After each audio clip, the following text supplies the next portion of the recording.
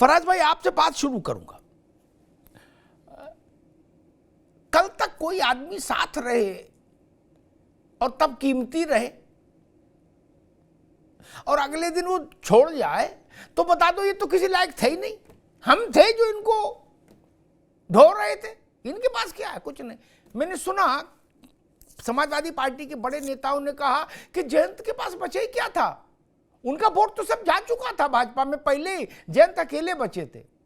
तो मेरे दिमाग में एक मासूम सा सवाल आया कि अगर जयंत अकेले ही बचे थे, उन्हीं को वोट देना था अकेले, तो 7 सीटें काहे को दी फिर इनको? नहीं, जब इनके पास कुछ चवन्नी ढन्नी बची ही नहीं जयंत के पास, तो 7 सीटें क्यों दी गई थी? फराज भाई। अमिताभ जी बहुत बहुत धन्यवाद। देखिए जयंत जी अपनी एक नई पारी खेलने जा रहे हैं और नीतीश जी और जयंत जी के इस दौर में उनको बहुत बहुत शुभकामनाएं।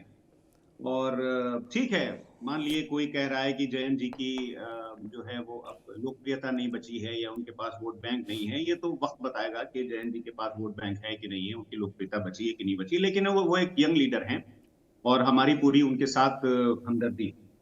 अमिताभ जी आपने एक बड़ा इम्पोर्टेंट, अपने जो ओपनिंग स्टेटमेंट में एक बहुत ही इंपॉर्टेंट बात कही। देखिए बात क्या है कि लोकतंत्र में जयंत जी जाएंगे, ओपी राजभर जी कहीं जाएंगे, फिर ओपी राजभर जी लौट के आएंगे, नीतीश कुमार जी 9 बार पलटी मारेंगे, ये सब होता रहता है। लेकिन बात विचारधारा की है, बात आइडियोलॉजी की है। आपने बहुत अच्छी बात कही अमिताभ जी, मैं इसको कोई कटाक्ष नहीं कर रहा हूं, मैंने उसको नोट भी किया। आपने ये अभी अपनी स्टेटमेंट में बोला कि कोई भी पार्टी अगर छोड़ने के बाद आपको छोड़ देती है तो आप उसको डोली में क्यों बैठाए थे। आप सही बोल रहे हैं। प्रधानमंत्री जी अजीत पवार जी को लेने से 3 दिन पहले बोलते हैं कि वो 70,000 करोड़ के आरोपी थे, लेकिन अजीत पवार जी को खाली उन्होंने लिया नहीं, महाराष्ट्र के खजाने की उन्होंने चाबी भी दी। देखिए प्रॉब्लम क्या है अमिताभ जी, बात छोड़ने और पकड़ने की नहीं है। इंडियन डेमोक्रेसी और लोकतंत्र की अमिताभ जी ये खूबसूरती है कि जिन जयंत जी को, जिनके साथ हमारा बेहतरीन गठबंधन चला और जिनसे हमारी पूरी सहानुभूति है, जिनको हम मतलब एक गुड लक भी बोल रहे हैं, लेकिन जिन जयंत जी को उत्तर प्रदेश पुलिस ने जिनके ऊपर लाठी चार्ज किया, आज भारत के प्रधानमंत्री जी और भारत सरकार घुटनों पर आ गई कि उनको आदरणीय चरण सिंह जी को, श्री चरण सिंह जी को भारत रत्न देना पड़ा, जिसकी हम बहुत ठीक है। फराज भाई दोबारा में आएंगे, आपने कहा आरंभिक वक्तव्य काफी हो गया, अब दोबारा में आएंगे। थेथरई भारत की राजनीति में इस कदर पैवस्त है कि थेथरई अलग नहीं हो सकती ना, राजनीति बंद हो जाएगी थेथरई अलग कर दोगे तो। सूखी राजनीति लगेगी क्या, जैसे सूखा पेठा नहीं होता, इसीलिए आजकल रसवाला पेठा चलने लगा। जब चरण सिंह जी को भारत रत्न मिला तो सबने कहा कि हमने इतना दबाव बनाया कि घुटने टेकने पड़े मोदी को, और कोई विकल्प नहीं छोड़ा हमने कि चरण सिंह को दो। मेरे मन में एक मासूम सा सवाल जन्मा, रोहित आपके पास आ रहा हूं, कि चाचा आप लोग 10-10 साल 20-20 साल सरकार में रहे, चरण सिंह आज पैदा हुए, तब काहे नहीं दे दिए? तब तो मांग भी करनी नहीं थी। 10 साल मुलायम सिंह जी की चिट्ठी लगी रही, मनमोहन सिंह किया, उससे पहले मुलायम सिंह रक्षा मंत्री रहे, लालू जी लगातार सरकार में रहे। अरे हम तो करें चरण सिंह छोड़ो, अजीत सिंह को भी दे देते भारत रत्न, काहे नहीं दिया?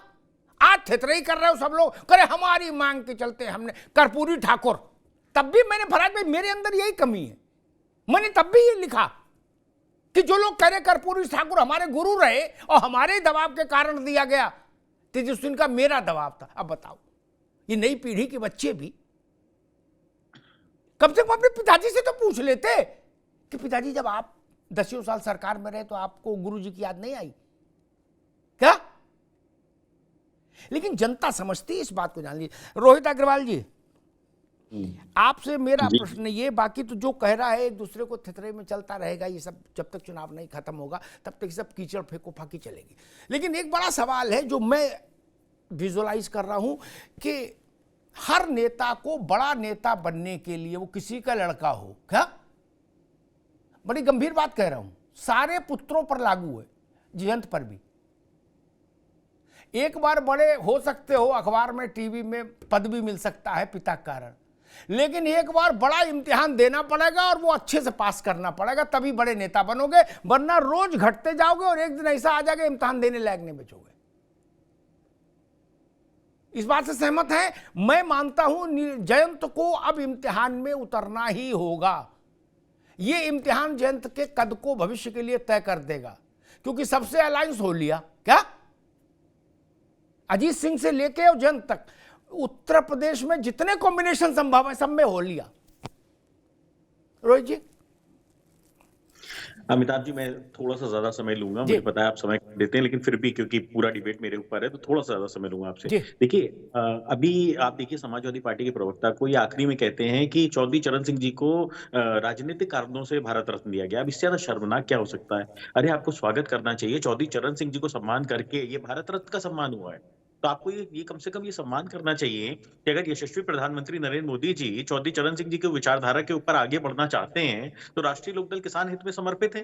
राष्ट्रीय लोकदल ये चाहती है कि किसानों का हित हो, और ये सम्मान करके उन्होंने करोड़ों किसानों का सम्मान किया है, उन्होंने करोड़ों चौधरी चरण सिंह जी के अनुयायियों का सम्मान किया है। जो पार्टी सम्मान करेगी, और वहीं पे कांग्रेस क्या कर रही है? कांग्रेस सदन के अंदर मतलब जब माननीय जयंत चौधरी जी वक्तव्य रखना चाहते थे, चौधरी चरण सिंह जी की काम बताना चाहते थे ताकि युवा पीढ़ियों को प्रेरणा मिले, तब कांग्रेस कह रही है जाओ जाओ उधर जाओ। आप इससे ज्यादा शर्मनाक क्या बात हो सकती है? एक तो आपने चौधरी चरण सिंह जी को उनका सम्मान दिया नहीं समय पे, और फिर जब उनकी विचारधारा को कहीं ना कहीं वो व्यक्त करना चाहते थे माननीय जयंत चौधरी जी सदन में, तब आप ये इस तरीके से आप हूटिंग कर रहे हैं कि आप उनके बोलने नहीं दे रहे हैं और आप उनका अपमान कर रहे हैं। तो ये खाली चौधरी चरण सिंह जी का अपमान इन्होंने नहीं किया, इन्होंने करोड़ों किसानों का अपमान किया। अब आप मुझे बताइए कि हम कैसे रहे इनके साथ? चौधरी चरण सिंह जी का सम्मान करने वालों के साथ हम रहें या चौधरी चरण सिंह जी के अपमान करने वालों के साथ हम रहें? दूसरी बात, समाजवादी पार्टी चाहती थी हमसे कि हमारा मुखौटा लेके, हमारा सिंबल लेके अपना कैंडिडेट दे दें। आपने 7 सीट दी और साथ में हमको कैंडिडेट भी दे दिए। तो अब आप ये बताइए, कार्यकर्ता मेरा जमीन पे झंडा उठाएगा, कार्यकर्ता मेरा जमीन के ऊपर काम करेगा। अरे हमारे कार्यकर्ता में अगर दो लोगों में से एक को टिकट मिल जाएगी तो वो फिर भी बर्दाश्त कर लेगा, लेकिन राष्ट्रीय लोकदल का नारा हमारा कार्यकर्ता उठाए, चौधरी चरण सिंह जी का जिंदाबाद हमारा कार्यकर्ता करे, चौधरी जयंत का जिंदाबाद हमारा कार्यकर्ता करे, और हम टिकट दे दें समाजवादी पार्टी के कार्यकर्ता को। यही आपने थितरई 2022 के चुनाव में की थी। 2022 के चुनाव में हमें अपनी पार्टी के अंदर समझा के हमने अपने कार्यकर्ता को कहीं ना कहीं ये सुनिश्चित किया था कि 2024 के चुनाव में ऐसा नहीं होगा, परंतु वही थितरई इन्होंने इस बार भी धोखा देने का काम किया। तो आप अपने संगठन के अपने साथी को, गठबंधन के साथी का आप सम्मान ही नहीं करना चाहते हो, आप उसके साथ ही धोखाधड़ी करना चाहते हो। तो आप बताइए, हम अपने दल के कार्यकर्ता के साथ तो धोखाधड़ी नहीं कर सकते ना, उनके तो सम्मान के साथ समझौता नहीं कर सकते कि हमारे कार्यकर्ता की समाजवादी पार्टी के कार्यकर्ता को हम टिकट दिलवा दें। ठीक है रोहित बाबू, फिर आएंगे तो आपके पास प्रियंका जी और फिर ओपी सिंह जी के पास। प्रियंका जी, कई बार होता है कि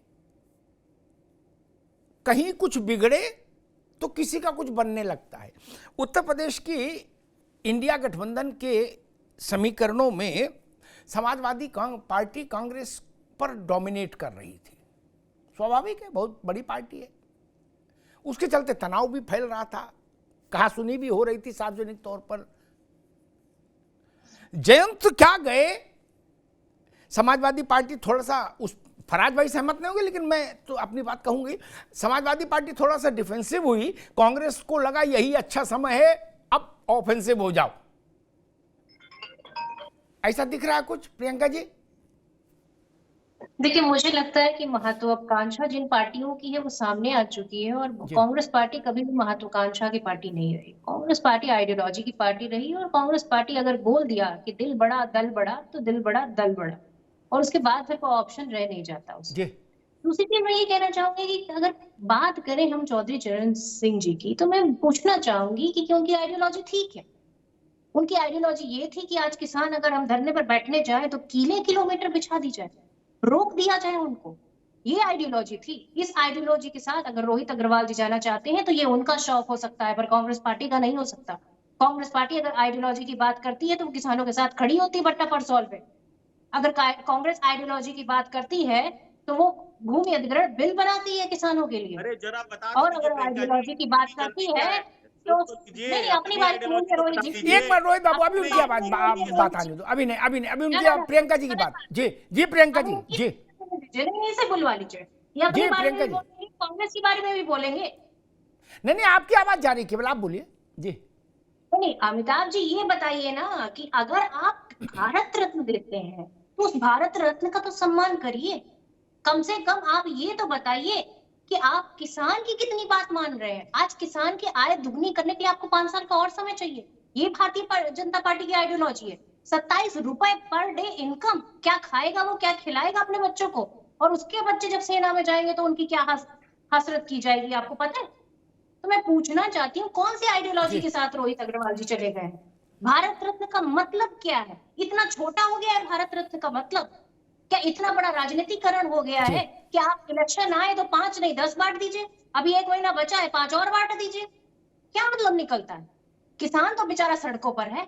आज किसान के लिए आपने कितने बैरिकेडिंग लगा रखी है, रोहित अग्रवाल जी बोलने लायक नहीं बचे हैं यहाँ पर। क्या बोलेंगे ये उनके साथ जाकर खड़े हो गए जो कीले बिछा रहे हैं, और उसके बाद ये आइडियोलॉजी की बात करेंगे। तो मुझे लगता है आइडियोलॉजी समझने की जरूरत है कि पार्टी की आइडियोलॉजी है क्या। अगर स्वामीनाथन की हम बात करते हैं तो क्या स्वामीनाथन जी की हम कितनी उनकी जो बातें हैं उसको लागू कर पाते हैं? ठीक है प्रियंका जी, बड़ी अच्छी बात कही आपने जी। भी कर देंगे। ठीक आप बताइए भारतीय जनता पार्टी एमएसपी पे कितनी मीटिंग कर चुकी है आज तक? ठीक है प्रियंका जी, अभी रुकना होगा। अब मैं ओपी सिंह जी के पास चलूंगा। एक वीडियो में देख रहा हूं अपने इसमें विंडो में आया, रोहित अभी रुक जाओ, सतपाल मलिक का। राहुल गांधी जी इंटरव्यू लेने गए थे सतपाल मलिक का, क्या सारा अपोजिशन कंधे बैठाए था चाचा को। मैं तब भी कहता था, लोग मुझसे कहते थे अमिताभ जी आप सतपाल मलिक के दावों पर कुछ नहीं बोल रहे हैं। मैं कहता था भाई ठीक है, मैं नहीं बोलना चाहता अभी। बोले राहुल गांधी ने इंटरव्यू लिया तब भी आपने बोले। मैंने कोई ले इंटरव्यू, मैं जानता हूं आज सतपाल जी क्या कह रहे हैं। वो सत्य भी हैं, पाल भी हैं, सिंह भी हैं। आज क्या बोल रहे हैं? परम श्रद्धेय नरेंद्र मोदी जी का हार्दिक आभार। सतपाल मलिक, राहुल गांधी सोच रहे होंगे खाली पीली हमारा टाइम खराब कराया, इंटरव्यू हमसे करवाया है और जिंदाबाद उधर कर रहा। ये माया है, कहीं धूप कहीं छाया है प्रियंका जी, यही समस्या है। इसीलिए दूरदृष्टि चाहिए।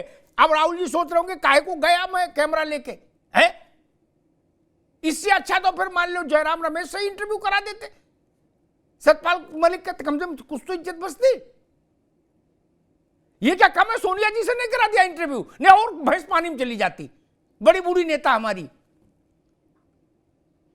अब सतपाल जी करे परम श्रद्धेय नरेंद्र मोदी जी का हार्दिक आभार, लो कर लो बात। क्या अब क्या करिएगा? ये राजनीति है और इन बातों का कोई मतलब नहीं पहले किसने क्या कहा, सब कह रहे। ओपी सिंह जी, जयंत के आ जाने से हम प्रैक्टिकल पॉलिटिक्स पर ही डिस्कस करेंगे। जयंत के आ जाने से पश्चिम में क्या बदल जाएगा? आपने पिछले 19 के चुनाव में 14 में से 7 सीटें हारी थी।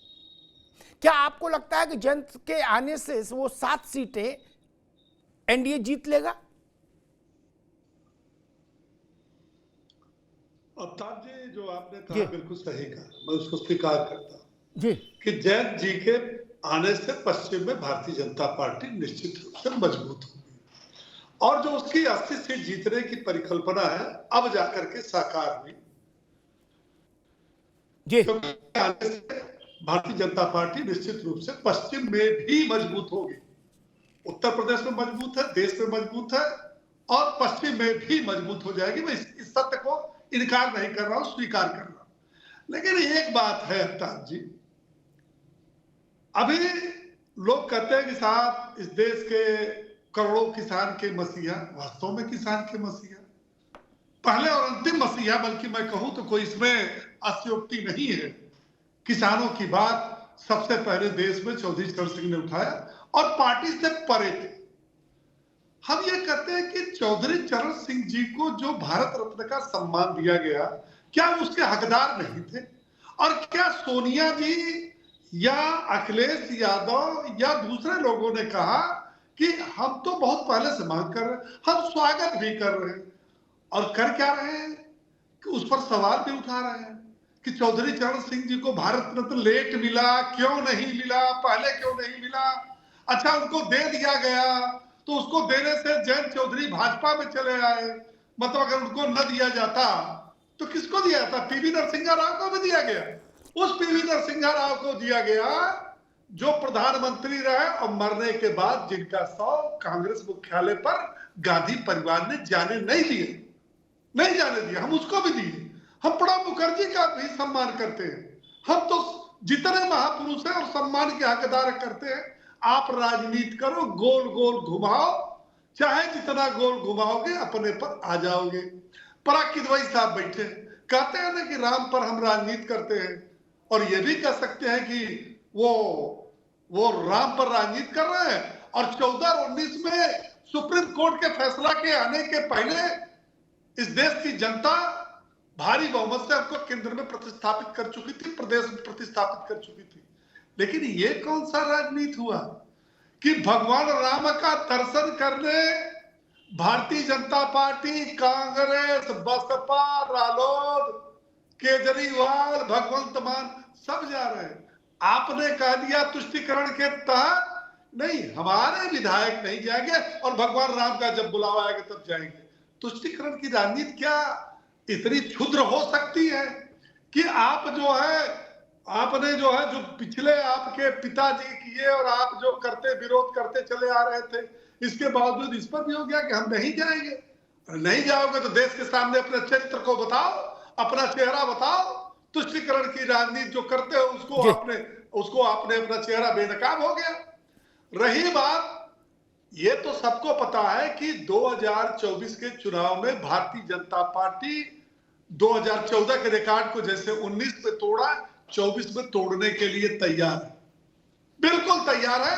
और देश के मिजाज को वो लोग पहचानने से परहेज कर रहे हैं जिनको चुनाव आते ही आज किसानों की, गरीबों की, महिलाओं की, नौजवानों की, गरीबी की, जात की, पिछड़ों की, अगड़ों की कैसा नारा लग रहा, कैसी चिंता लग रही है।